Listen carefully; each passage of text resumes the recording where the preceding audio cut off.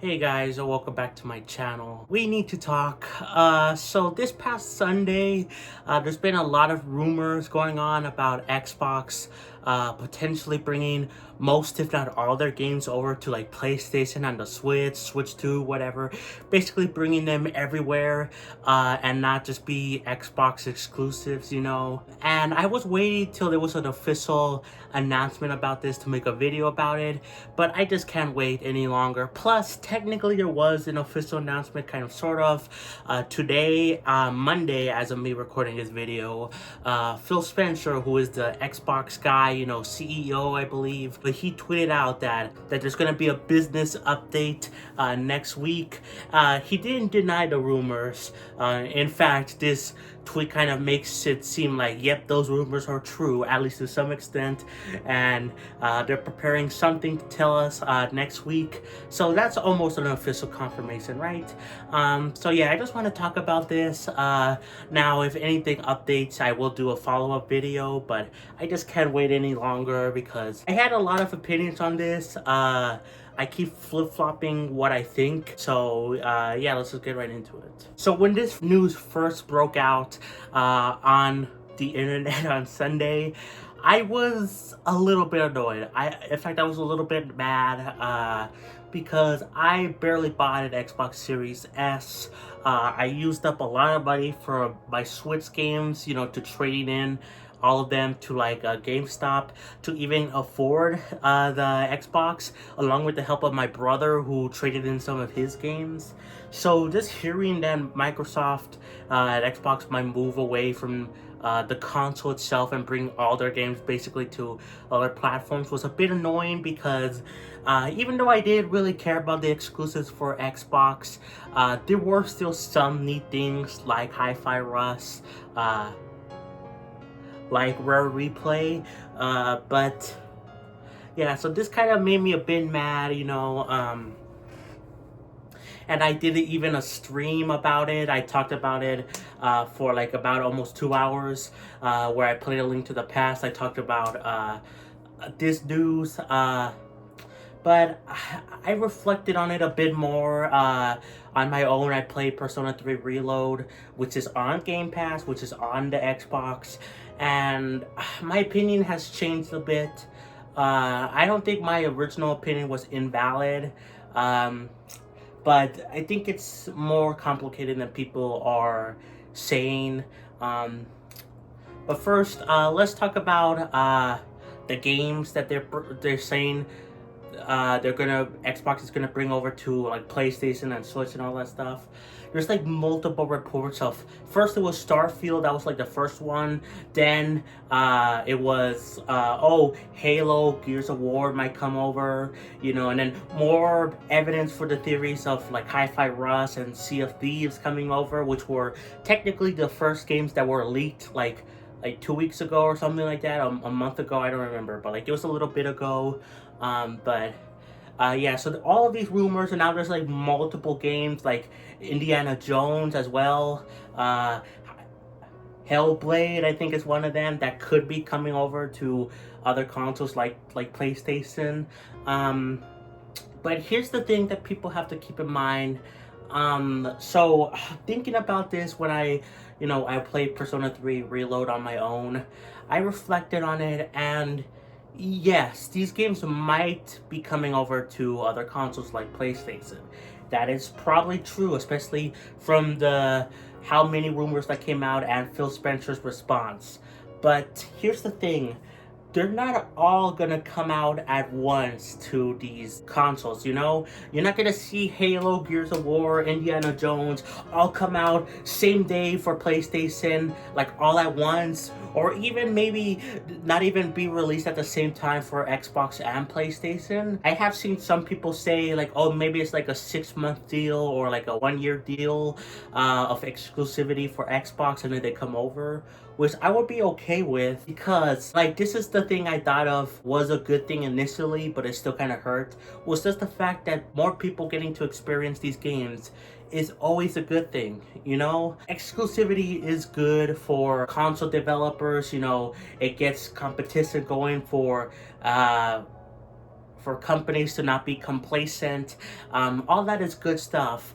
But at the same time, getting more games to more people is also a good thing because one, it drives up sales, so the company is happy. But two, it gets more people interested in the title, which is gets people happy, you know. So it's like a win-win situation. But yeah, because of all these rumors, now there's like multiple things of like people speculating like what's gonna happen to the Xbox brand. Is it gonna disappear? What's gonna happen to Game Pass? Are they going to get rid of like day one titles? There's like so many things going on that didn't even follow the original rumors, and I just want everyone to chill the heck out.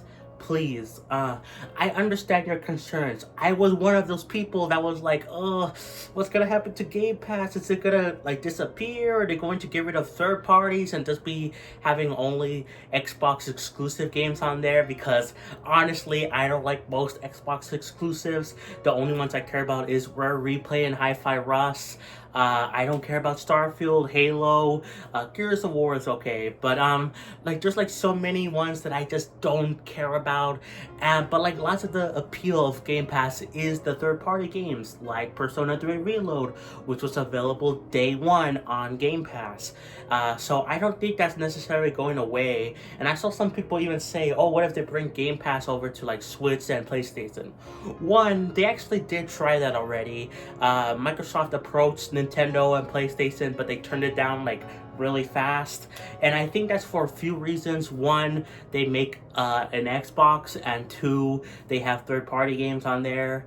But so I do think maybe there's a possibility a form of Game Pass comes over to these consoles, but I think the main Game Pass will stay on Xbox, just to have at least something so people can be like, oh, I want to get an Xbox because, you know, I don't have to pay $70 for like Starfield. On my PlayStation, I could just get it for basically free for like a month for without Game Pass and Xbox, you know? And I think that's one of the reasons that Game Pass will stay around along with the Xbox consoles. They will stay as a entry point to games, an entry point to Game Pass. I think Microsoft's main goal is to get Game Pass really up there, and to do that, they will sell their games to other platforms so they can recoup costs for Game Pass. But people that already have Game Pass, you know, that's fine for them. They get to play it early. And then the people that don't have Game Pass can be like, oh, maybe I should try out Game Pass, you know, instead of paying $70 for like Starfield or Halo. And if they don't want to do that and just pay the $70, then it's a win for Microsoft, a win for the consumer. I think people are overreacting to this. And I just think we need to wait for Microsoft's official announcement. After looking at it more clearly, I don't think all Microsoft games are coming to all platforms, at least not all at once, you know. It will be at a one at a time, case by case basis.